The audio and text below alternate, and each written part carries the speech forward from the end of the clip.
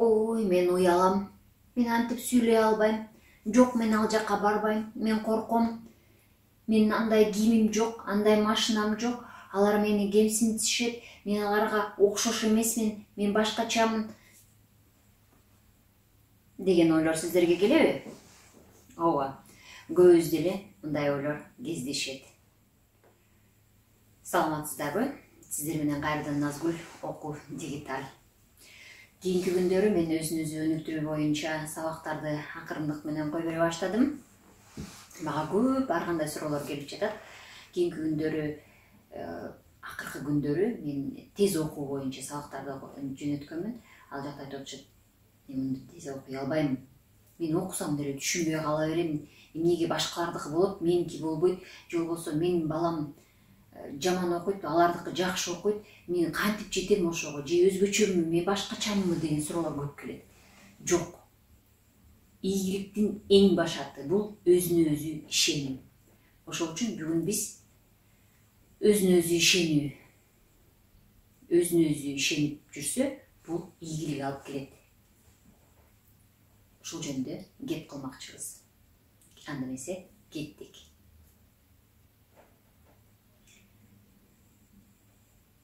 Өзүнө өзү ишенүү. Ишенип жүрсөң, көп ийгиликке жетесиң. Бул өзүнө өзү өнүгүүнүн ачкычы деп аталат. Ага жетүү үчүн 12 кадамды аттап, 12 тепкичке көтөрүлөбүз. Канчалык бойдо көтөрүлгөн сайын сиз өзүңүз ишенүүңүз артып, ийгиликке. Ал үчүн биз эмне кылышыбыз керек? Биринчи кадам. Сиз өзүңүз менен өзүңүз жакшылап таанышып чыгыңыз. Кантип тааныйм? Мен өзүммүн да, мен булмун да. Жок. Антип ойлобоңуз. Мен билем дегенди токтотобуз дагы, өзүңүз менен жакшылап таанышып чыгыңыз. Эгерде бир бейтааныш адам келип сизди сураса, сен кимсиң деп сураса, эмне деп жооп бермексиз? Атыңызды эле айтып коесузбу? Же кесибиңизди да айтасызбы? Андан кийин эгерде таанышып баштаган болсоңуз, эмнеге кызыгасыз, кай жерде жашайсыз, эмне кыласыз, сиздин жакшы көргөн өңүңүз кайсы, ар кандай ушундай суроолорду башка бир киши суроо бергендей эле өзүңүзгө суроо берип көрүңүз. Менин кызыкчылыктарым. Мен эмнеге кызыгам? Кызыкчылыктарыңызды атадыңыз дагы. Мен аларды өзгөртүү үчүн, же болбосо жакшыртуу үчүн эмне кылдым деген суроолорду коюңуз. Сиз өзүңүз жакшы гана тааныган адамдарга сырыңызды айтып ачыласыз. Ошол сыяктуу эле. Эгерде өзүңүз жакшы таанышсаңыз, анда өзүңүз менен өзүңүз ачылышып, сыр айтышып, ачылып, өзүңүзгө өзүңүз ишенүүңүз артып, акырында тепкичтен көтөрүлө баштайсыз дагы, биринчи тепкичке көтөрүлдүңүз. Экинчи тепкичибиз. Ар кандай ойлордон көз карандысыз болуңуз. Көз карандысыздык. Эмне деп жашайбыз биз?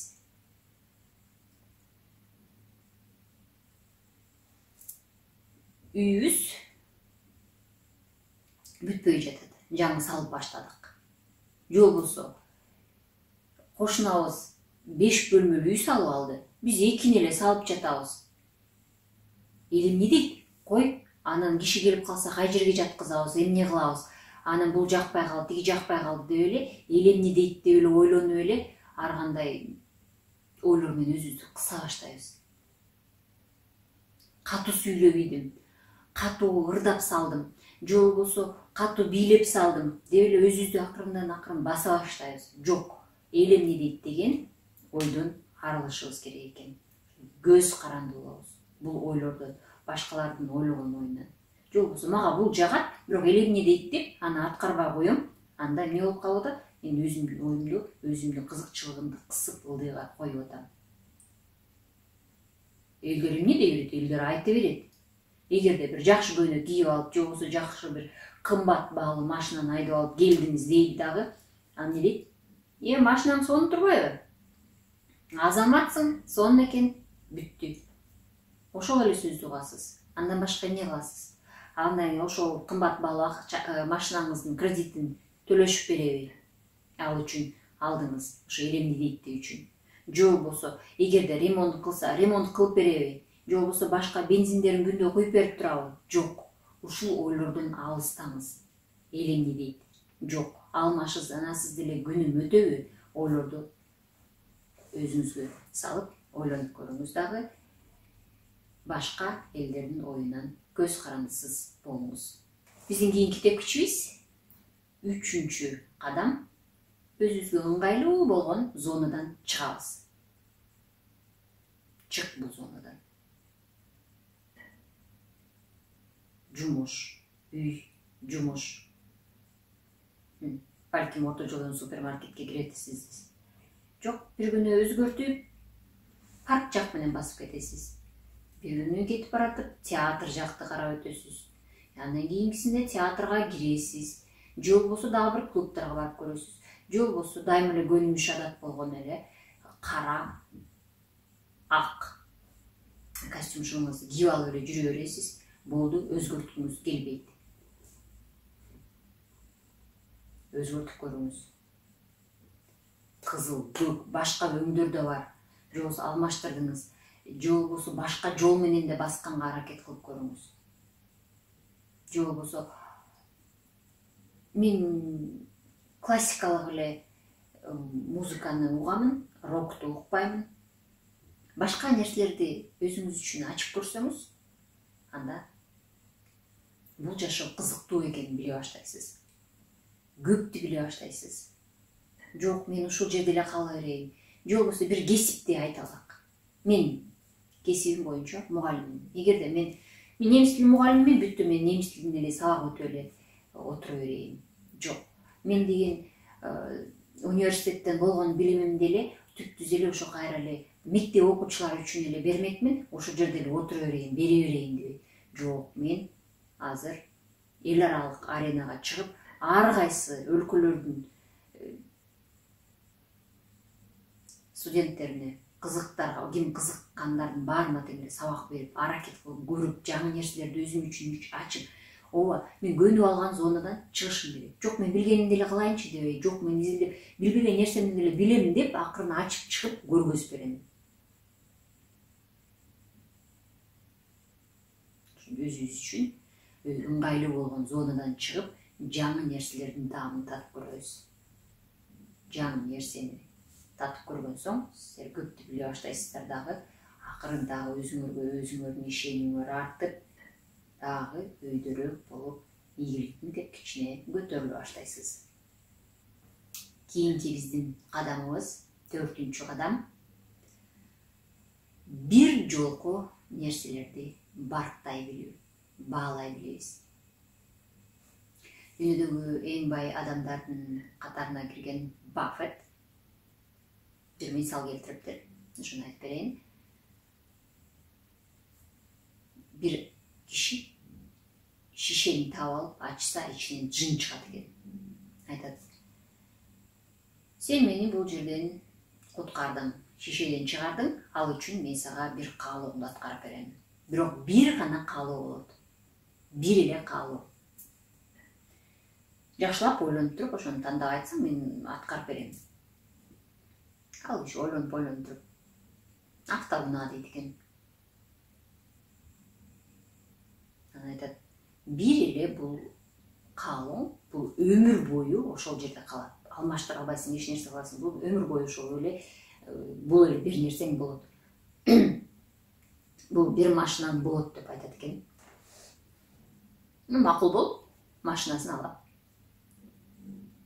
Алгандан баштап ал эң сүйүктүү машинасы болгон үчүн аны күндө сылап, сыйпап колдонот, дагы кам көрөт дайыма.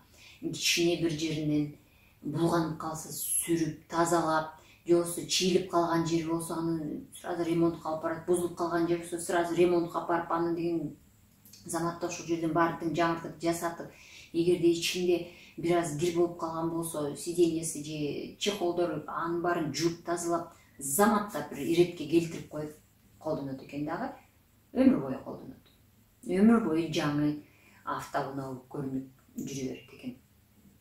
Муну менен эмнени айтайын дедим? Бир жолку нерсенин баркын билүү. өзүбүзгө өзүбүз кам көрүшүбүз керек.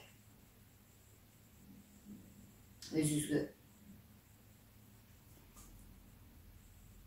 биздин денебиз бир жолку берүүчү нерсе. Алмаштыра албайбыз, сатып ала албайбыз. Ошол себептен азыркы машина сыяктуу эле кичине сыртылдыбы, кичине бузулдубу, же кичине бир нерсеңер оорудубу, заматта кайра ордуна келтирүү керек. Дайыма кам көрүп, таза кармап, машинаны сүйгөндөй болгон нерселердин баарын өзүңүзгө өзүңүз белек кылып карап алып жүрүшүңүз керек экен. Эгерде машинаңыз ушун дайыма жаңы бойдон болуп жүрсө, элдин баары суктанып карашат. Ошол сыяктуу эле сиз дагы өзүңүзгө өзүңүз кам көрүп жүргөн болсоңуз, дайыманда жаш көрүнөсүз, башкаларга дагы сулуу көрүнөсүз, жагымдуу көрүнөсүз. Башкалар караган сайын сиз да өзүңүзгө ишенимиңиз артып, мен ал үчүн мындай кылдым, мен мындаймын, сен жакшы деп өзүңөрдү көтөрүлүү, ишенимиңиз артып, акырын ишенимдүү болсоңуз дагы ийгиликтин дагы бир кичине көтөрүлө баштайсыз. Кийинки 5-чи кадамыбыз дайыма жылмайып жүрүү экен. Жылмайып жүрөбүз. Жылмай десе эле элдин баарына эле жалжаңдап күлө берүү эмес. Ой болбойт, эми жалжаңдап күлүп атсаң элдер башкача ойлоп калат деп ойлойбуз. Ооба. Жакса да жакпаса дагы, бирок жылмая тартууласаң кээ бирлерге жагымдуу болот дагы. Ал барып дагы бир 2-3 киши жылмайып койсо андан көбөйүп кетет дагы. Бул дүйнөгө сиз жылмаюуңуз менен өзгөртүп жатасыз. Жылмаюу менен биздин ичибиздеги бактылуулуктун гормондору ойгонуп иштей баштайт дагы. Жылмайган сайын өзүбүздү кичине бактылуу сезе баштайбыз. Бактылуу сезген адам өзүн дагы жаркылдап күлүп, башкаларга да жакшы энергияны тартуулайт. Такыр эле күлө албай койсоңуз, бир жакшы сөз бар экен. Эч ким көрбөгөн жерге барып, 1 мүнөт байы күлүп жылмайып туруңуз. Күлө бериңиз. Болбой атса дагы. İçimizde кээ бир ушунда бир жаман абалда болгон убакыттар болот. Ошондо болуп карап күлүп көрүңүз. Анан баары эле биздин ичибиздеги бактылуулуктун гормондору ойлойт экен, бул күлүп атат деген бир нерселер келет дагы башыбыздан, акырын баары ойгоно баштайт экен да. Кыска болсо да, кичине болсо дагы бир бактылуулуктун чыныгы күлкү келет экен. Башкаларга бактылуулукту тартуулап, өзүңүздү бактылуу сезип, өзүңүзгө өзүңүз ишенимиңизди арттырып, дагы өйдө көтөрүлө баштайсыз. Кийинки биздин 6-чы кадамыбыз, же болбосо шартыбыз деп да айтып койсок болот, жок дегенди билиңиз. Башкалар жардам берчи, жасап берчи, ордума кылып койчу, берип турчу, алып турчу деген сөздөрдөн арылышыбыз керек. Алар өзлөрүнүн кызыкчылыгы үчүн сиздерден жардам сурап, же болбосо колдонушу мүмкүн. Эмне үчүн сиз өзүңүздүн кызыкчылыгыңызды башкалардыкынан ылдый коюшуңуз керек? Жок. Өзүңүздүн кызыкчылыгыңызды өйдө коюп, биринчи бул аткарылгандан кийин, эгерде өзүңүздүкү өйдө болсо дагы башкаларды колдонбогонго аракет кыласыз. Өз кызыкчылыгыңызды өйдө коюп, жок дегенди үйрөнүңүз.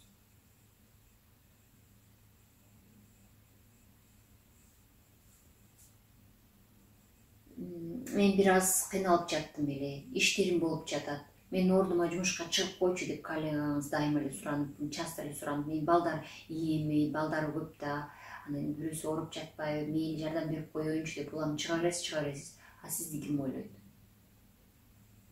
Ал убакыттын ичинде сиз деле башка нерселерге кам көрмөксүз, башка иштериңизди аткарып алмаксыз. Ойлонуңуз, жок дегенди үйрөнүңүз. Ошондо өзүңүздүн кызыкчылыгыңызды өйдөлөп көтөрүп, ишенимиңизди дагы арттыра баштайсыз. Биздин 7-чи кадамыбыз бирөөлөргө көрсөтүү үчүн кылба. Кыйналып жатсаң дагы барып кымбат баалуу машинаны алып алып бирөөгө көрсөтүү үчүн. Ар жакта эмне болуп атканын билбейсиң. Же болбосо айталык жай мезгилинде эс алууга барып келсеңер, ал эс алууга кандай жол менен барып келдиңиз? Болбой эле бир кооздоп, шумдук барып келдим деп ушинтип айтып берип, бирок негизинде андай болбосо башкача кылып айтып бериңер. Бул жерде өзүңүздү өзүңүз алдоо болуп калат. Негизи андай болбосо, жок нерсени башка бирөөгө жагыш үчүн айтып берүү, бул өзүңүздү өзүңүз алдоо. Өзүңүздү алдаган сайын өзүңүздүн кызыкчылыгыңызды дагы ылдый коюп атасыз. Же болбосо өзүңүздүн ким экениңизди дагы өзүңүз басып атасыз. Антип айтпасаңыз, анда өзүңүз кандай чындыкты айтып берсеңиз, эгерде жакчы кишиге жагат, жакпашы киши бар деле уккандан кийин эле басып кете берет. Ага жагыш үчүн аны айтып кереги жок. Ага ал деле кереги жок ага. Чындыкты айтсаңыз, же болбосо өзүңүзгө жаккандай кылып эс алып келдиңиз. Ошондо өзүңүз кайра көтөрүлө баштайсыз да, өзүңүзгө ишеничтүү жүрөсүз. Кийинки шартыбыз 8-чи шарт болуп жатат. Коркуу сезимдерин жоюу. Ал деле элемге дейт деп корко беребиз. Же болбосо коркуп бир нерселерди аткарбай коебуз. Айталык студенттерди кызыгып юридикалык факультетке барайын деп окуйн деп жатат. Бирок башкалар айтып коет да, аяк жакта оор, ана жакта акчасы көп деп айтып коет. Бирок анын баарын жасап аткарып көрбөгөндөн кийин коркуп отура берген болбойт. Же болбосо экзамен башталаарда мен коркуп атам, кирбейм, мен кетип калайынчы деген убакыттар да болот. Жок. Ал жерде кайсы суроо келет экенин билбегенден кийин эмнеге коркобуз? Бирип барып көрүп, балким билесиң ал сөздөрдү. Балким өзүң оюңан элестетип барып чыгарып айтып келесиң. Билген нерсе келеттир. Эмнеге коркобуз? Көрбөгөн, билбеген нерседен. Коркуу сезимдерин жоебуз. Коркпой, жаңы нерселерди дагы дагымдатып көрүп алдыга жылган сайын өзүнө өзү ишеним көтөрүлө баштайт.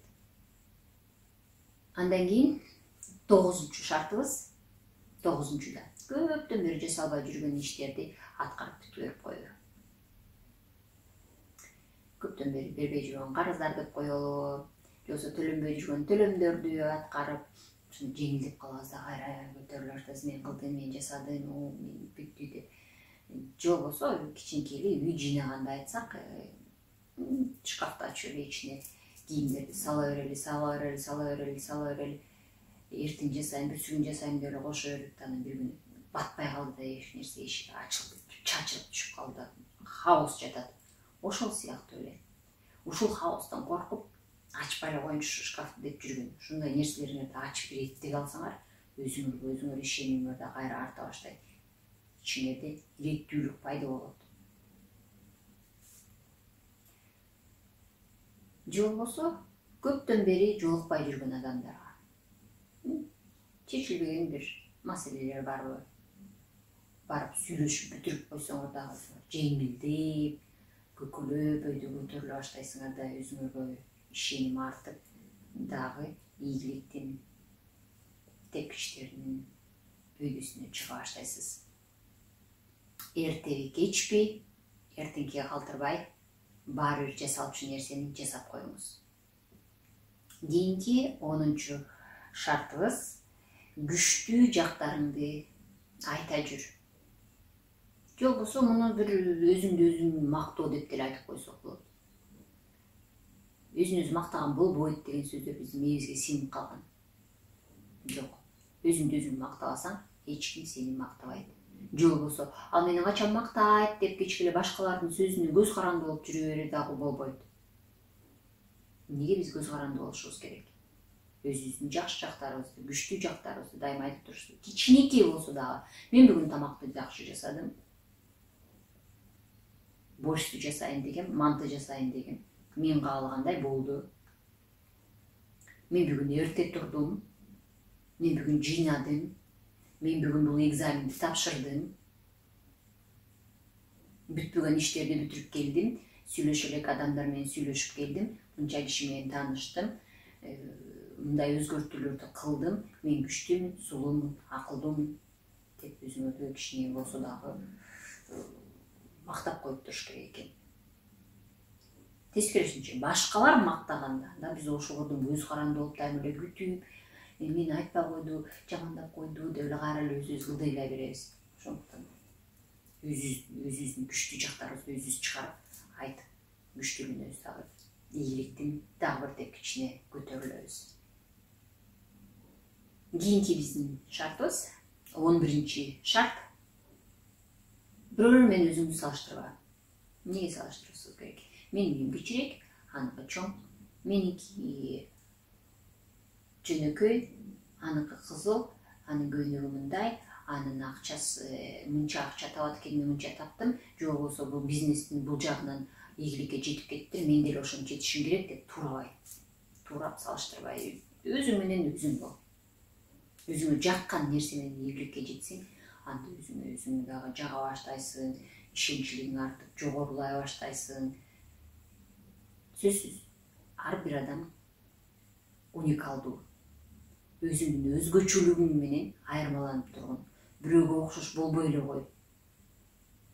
Ийгиликке жетиш үчүн уникалдуу бол.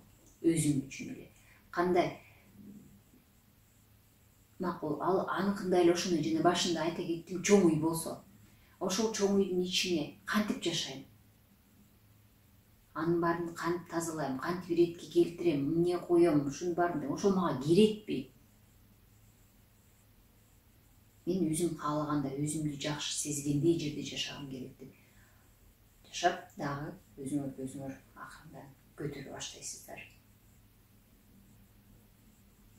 Эгерде биз бирөөлөргө салыштырып, улам ойлоно берсек, улам бир нерселерге аныкы мындай, мен да болушум керек деп ушинте берсек, акырындык менен бул ичкүйлүүлүккө айланат дагы. Ичкүйлүүлүк бул жакшы сапаттарга кирбейт. Эмне үчүн? Сиз бул үчүн, бул жаман жактар, бул жакшылык алып келеби, алып келбейби? Убактыңызды, энергияңызды коротушуңуз керек. Бул көп убакыт менен энергияны талап кылат. Жок, бул сизге керекпи, кереги жокпу? Ойлонуп көрүңүз. 12-чи шарт бул кен издөөгө чыгыңыз, байлык издеңиз. Жок, байлыкты эшикке чыгып эмес, өзүңүздөн издеңиз. Сиздин кайсы сапаттарыңыз жакшы? Өзүңүзгө өзүңүз ыраазысыңызбы? Жагасызбы? Мен ушу жакшы сапаттарымды кантип өзгөрттүм, кантип жеттим, кай жерде колдонуп жатам, ошол менен эмнеге жеттим, мен киммин? Кайра башына келип колдонуп атабыз, менин күчтүү жактарым кайсы? Сиз өзүңүзгө өзүңүз ишенимди берип, мен муну күчтүү, мен ошо менен бул ийгиликке жеттим, мынакей деп өзүңүзгө көңүл буруңуз. Убакытты коротуп, башкалар менен салыштырып, ага убакыт энергияны коротпой, ал энергияны өзүңүзгө коротуңуз. Ошондо гана сиз өзүңүзгө өзүңүз ишенген, күчтүү адамдардан болосуз.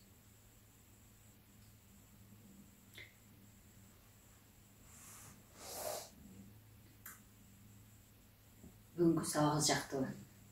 Жаккан болсо, бул кадамдардын кайсынысын сиз көп колдоносуз? Кайсынысы жакты, кайсынысы жаккан жок? Кайсынысын билчү элеңиз, кайсынысын билбечисиз? Көбүнчөсүн биз билебиз, бирок көп ойлоно бербейбиз. Кээде башка бирөөлөр ушинтип иретке салып айтып берип койсо, анан ойлонуп, анан колдоно баштайбыз. Ошондо күчтөнө баштайбыз. Жаккан болсо, башкалар менен да бөлүшкөндү унутпаңыз. Кийинки сабактан убагында көрүп туруш үчүн абонент болгонду унутпаңыз. Лайк басып, комментарий жазганды унутпаңыз. Кийинки көрүшкөнгө чейин саламатта болуңуздар.